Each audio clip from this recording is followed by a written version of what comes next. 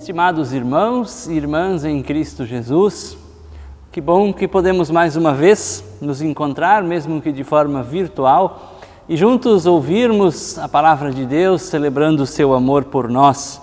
Lembro da palavra bíblica do texto desse final de semana, do Evangelho de João, capítulo 3, versículo 16.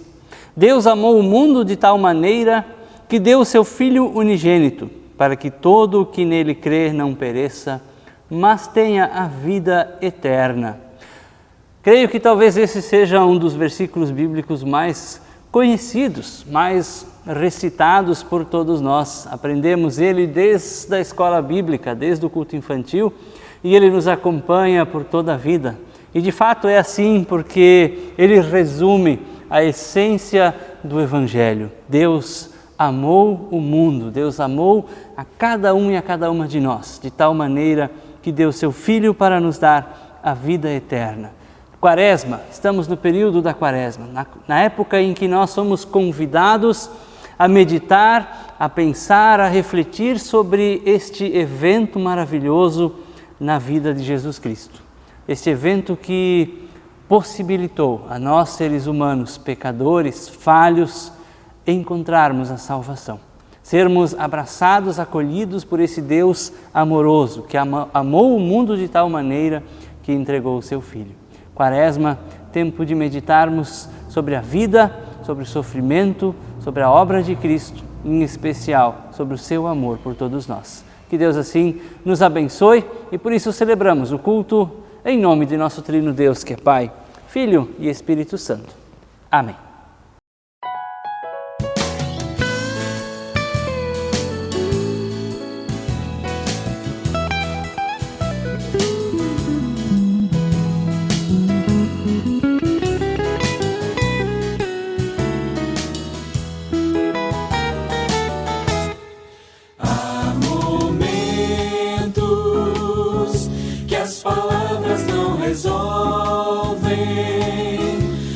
Os gestos de Jesus na cruz demonstra amor por nós. Há momentos que as palavras não resolvem, mas os gestos de Jesus na cruz demonstra amor por nós.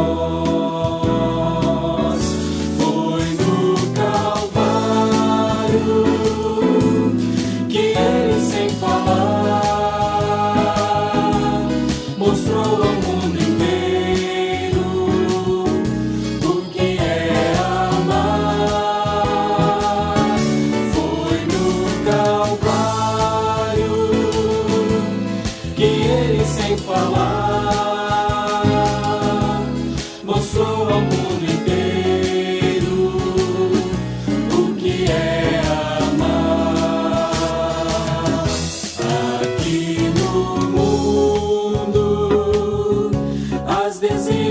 São tantas, mas existe uma esperança, que Cristo vai voltar. Aqui no mundo, as desilusões são tantas, mas existe uma esperança, que Cristo vai voltar.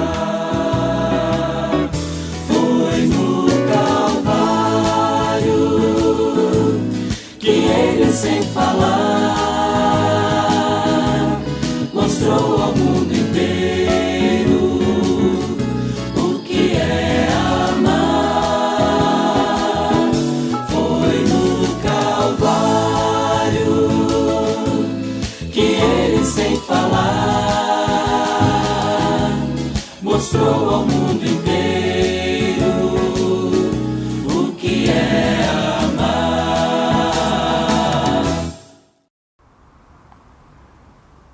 Nós queremos ter um momento de oração, para isso convido a silenciarmos, fecharmos nossos olhos, termos um momento de comunhão e de conversa com o nosso Deus amoroso.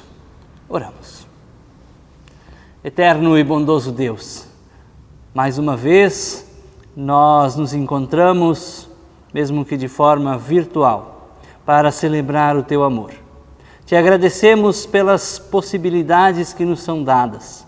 Mesmo em meio a esse tempo de pandemia, podemos ouvir a Tua palavra, podemos celebrar culto a Ti. Te agradecemos, Senhor, por todo o Teu amor, por toda a Tua graça, demonstrados por Cristo Jesus. Queremos pedir-te perdão. Reconhecemos que somos pecadores, somos falhos. Nem sempre a nossa vida reflete esse amor maravilhoso que Tu tens por nós. Ocupamos-nos, por vezes, com assuntos que não são importantes, com coisas deste mundo que não conduzem à vida. Ofendemos, machucamos, magoamos as pessoas com nossas palavras, pensamentos, atitudes e mesmo com nossa omissão, deixando de servir, deixando de fazer algo que estava ao nosso alcance. Senhor Deus, o salmista diz que Tu nos sondas e conheces e sabes tudo o que há em nós, nada está oculto a Ti. Por isso queremos confessar-te os nossos pecados, na certeza de que Tu és misericordioso. Tu és amoroso e queres nos dar o Teu perdão. Assim pedimos, perdoa-nos, renova a paz em nosso coração e faz com que também neste momento de culto possamos experimentar a Tua presença em nossa vida. Oramos em nome de Teu Filho Jesus Cristo, nosso Senhor e Salvador. Amém. A todos que confessam o seu pecado com sinceridade e que buscam em Deus o seu perdão, nós temos a certeza de que Deus nos ouve. Jesus mesmo diz: todo aquele que vem a mim, de maneira alguma o lançarei fora. Se nós o buscamos, Ele nos acolhe e Ele nos dá aquilo que Ele mesmo prometeu. Que Deus assim conceda o seu perdão e a sua graça. Amém.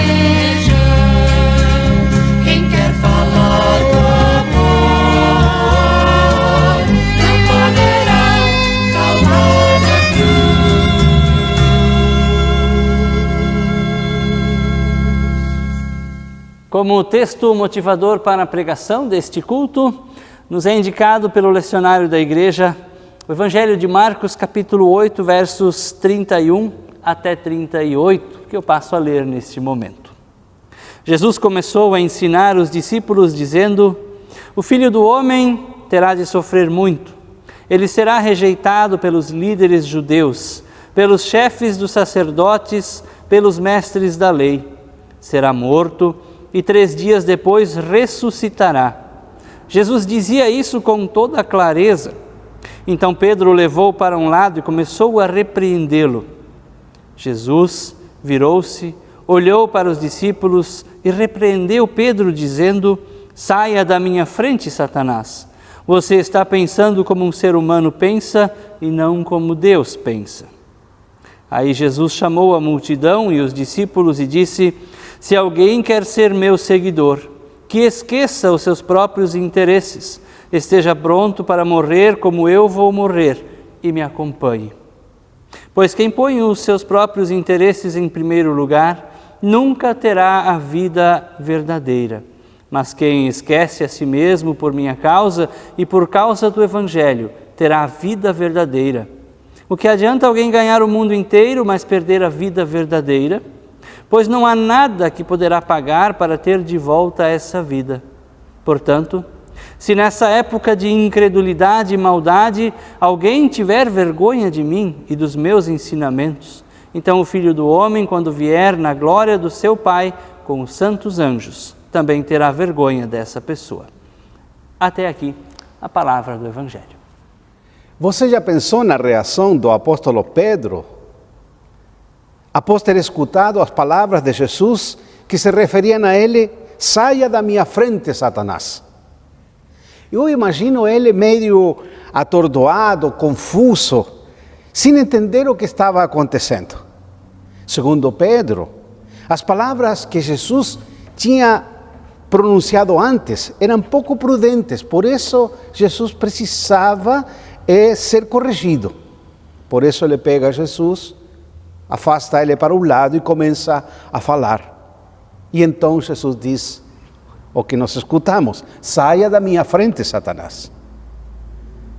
Eu imagino que Pedro perguntava a si mesmo: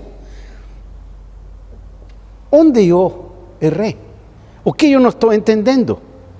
Não tinha Jesus falado tantas vezes diferente e agora vem com que é necessário sofrer, ser rejeitado e ser morto. Não tinha Jesus curado e sarado muitas pessoas doentes? Não tinha aliviado as dores e aflições do corpo e da alma de muitas pessoas? Isso não era prova suficiente de que Jesus estava contra o sofrimento? Então, por que ele agora fala que é necessário para ele sofrer muitas coisas? Algo não está certo. Ou não era verdade que o Mestre Jesus comia com homens e mulheres de reputação duvidosa? Não era uma de suas discípulas uma mulher adúltera? E um dos seus discípulos, um cobrador de impostos que roubava dinheiro dos seus próprios vizinhos? Mesmo estando com todo tipo de pessoas, até com as desprezadas pela sociedade, ele era respeitado e tinha autoridade. Por que agora ele fala que é necessário ser rejeitado? Jesus tinha dito que seu objetivo era trazer vida e vida em abundância. Como pode agora falar que é necessário ele ser morto? Se o Mestre tinha lutado contra todos os instrumentos de morte, tais como a doença, injustiças, abuso de poder, o roubo, os enganos e as brigas, entre outras coisas, como pode ele agora dizer que sua morte é necessária? Isso, no mínimo, é uma contradição. Tem alguma coisa que não fecha. Sem dúvida, o apóstolo Pedro estava confuso e inseguro. Talvez se perguntasse a si mesmo: o que eu não entendi de todas as palavras e tudo o que Jesus fez? E agora? Talvez a pergunta dele: como posso estar seguro que meus pensamentos, palavras e ações estão no caminho do Mestre Jesus? Na verdade, essa pergunta do apóstolo também é a nossa pergunta. Muito mais neste tempo de Quaresma. Como distinguir entre a voz dos nossos próprios desejos e a voz do nosso Mestre Jesus? O texto que foi lido traz algumas orientações e nos ajuda. Os versículos 34 a 36, entre eles diz as características do discipulado de Jesus. Elas nos servem de critério para responder à pergunta: como saber quando é a nossa voz e quando é a voz do nosso Mestre Jesus? Jesus Cristo diz que se alguém quer vir após mim, negue a si mesmo, tome a sua cruz e siga-me. 3 coisas. Negue a si mesmo. O que devemos entender por essa palavra? A ideia é de uma renúncia a organizar a vida a partir de nossos próprios interesses. É verdade que, num sentido, nós somos donos e donas, como diz a gente, donas e donos do nosso próprio nariz. Somos donos para decidir e fazer o que a gente bem entender. E nesse sentido, somos senhores e senhoras da nossa própria vida. Mas aqui a questão é pelos valores e critérios que orientam nossas decisões. Neste mundo, sempre nós seguimos alguém ou alguma ideia. Tanto o nosso querer como o nosso fazer acontecem segundo o estabelecido por alguém em algum lugar. Jesus nos diz: você quer ser senhor e senhora da sua vida? Seja então meu seguidor, minha seguidora. Seja o meu discípulo. Negue a si mesmo. Aceite como norma para a sua vida o Evangelho, o reino de Deus, as minhas palavras, para assim você conseguir ter uma vida em abundância. A segunda palavra é: tome a sua cruz. Tomar a cruz. Desde o início, a fé cristã teve ondas de oposição. Por isso, em alguns tempos, em alguns lugares, assumir o discipulado de Cristo era como aceitar uma condenação à morte pelo martírio. Isso porque viver segundo Cristo é viver segundo valores diferentes aos do mundo e da sociedade no qual se está. Mas também tomar a cruz pode significar simbolicamente o rompimento como se fosse a morte. Um rompimento, uma morte para com a vida que a gente tinha e com aqueles valores a partir dos quais a gente organizava a vida antes de vir a se tornar um discípulo e uma discípula de Cristo. Tomar a cruz. Assumir conscientemente o fato de que seguir a Cristo tem um custo. A terceira palavra: siga-me, me siga. Seguir Jesus é acompanhar Jesus em toda a sua jornada e não somente naqueles momentos e episódios alegres, bonitos e empolgantes.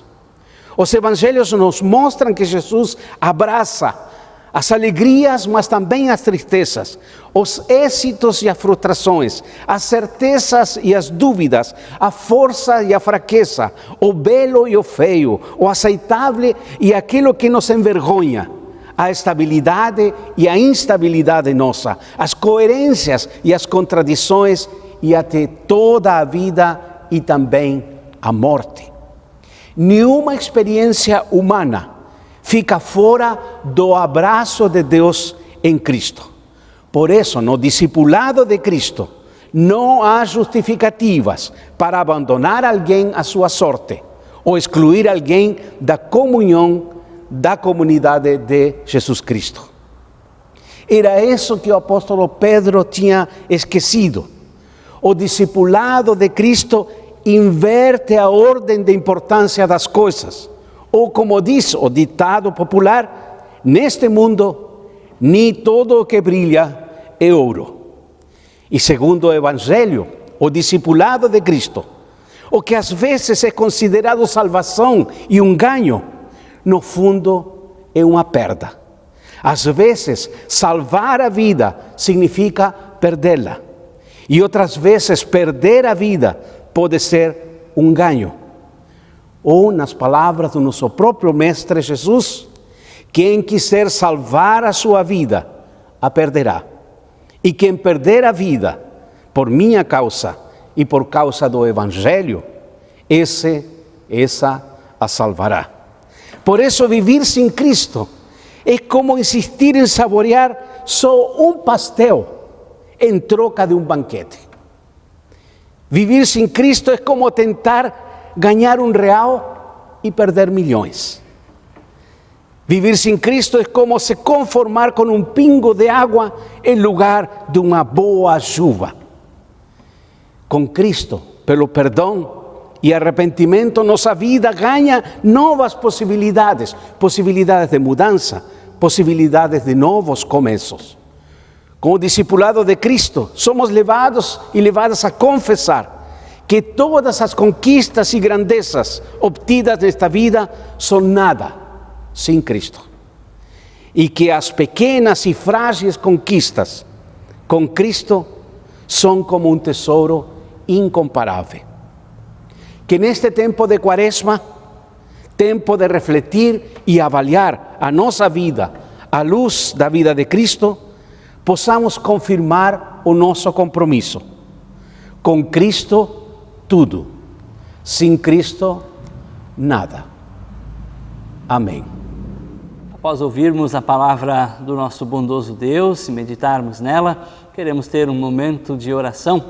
Neste tempo de oração também incluímos tudo aquilo que está no coração, nossas preocupações, nossas angústias, assim como também nossas alegrias. Lembramos de pessoas enfermas, adoentadas, enlutadas ou em alguma situação que necessite de cuidado.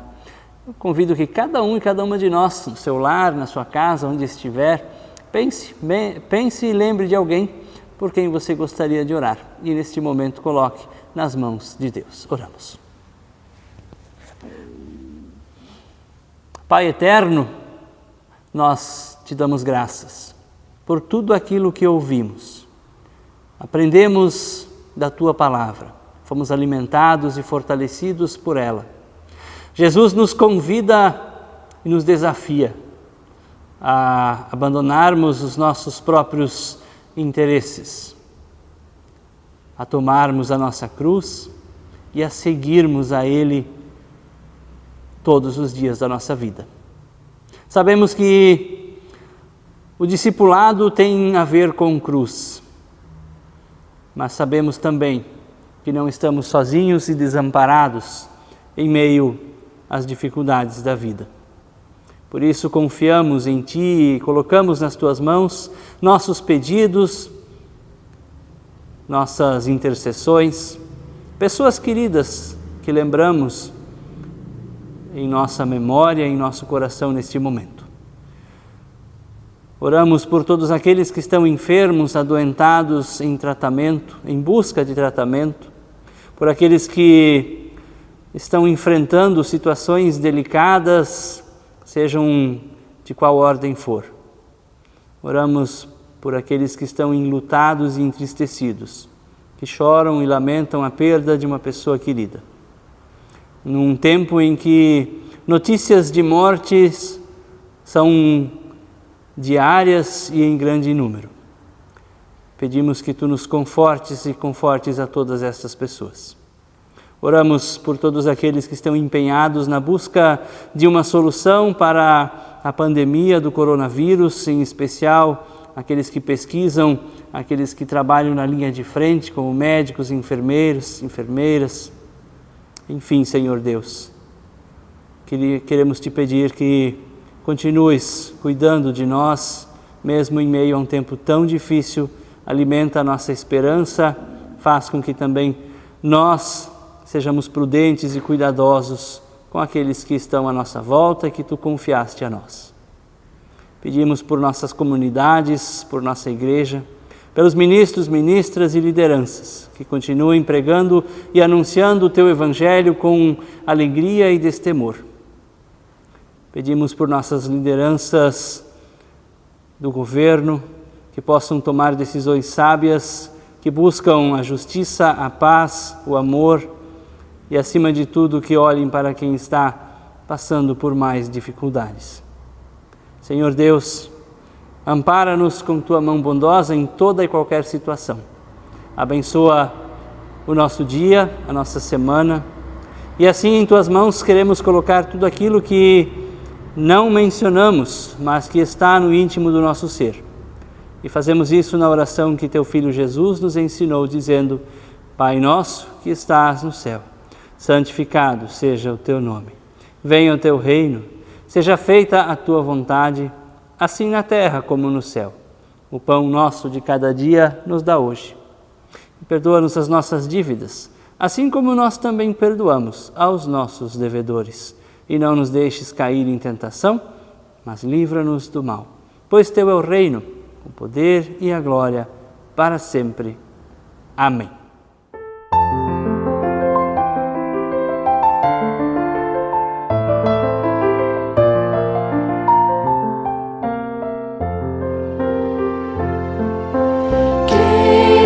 Estrada, conduzir-nos juntos, com o vento sempre a teu favor.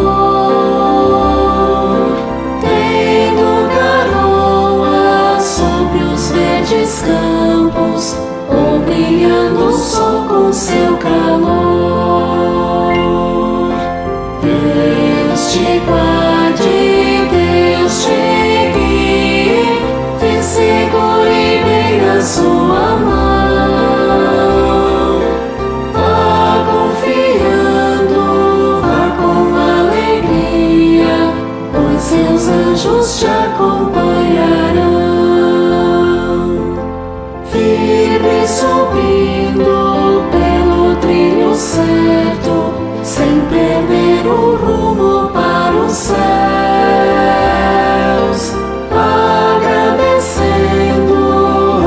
abençoando, sentirás que somos filhos seus. Deus te guarde, Deus te guie, te segure bem na sua mão. Vá confiando, vá com alegria, pois seus anjos te acompanharão. Tenha descanso e o pão de cada dia, isso nunca venha te faltar. E quando a morte vier ao teu encontro, o inimigo não te possa achar. Deus te guarde, Deus te guie, te segure bem na sua mão. Vá confiando, vá com alegria, pois seus anjos te acompanharão. Vamos em paz até que um novo dia nos permita aqui nos abraçar. Mesmo distantes, temos alegria. Deus, ó Pai, queremos pois louvar. Deus te guarde, Deus te guie, te segure bem na sua mão. Vá confiando, vá com alegria, pois seus anjos te acompanharão.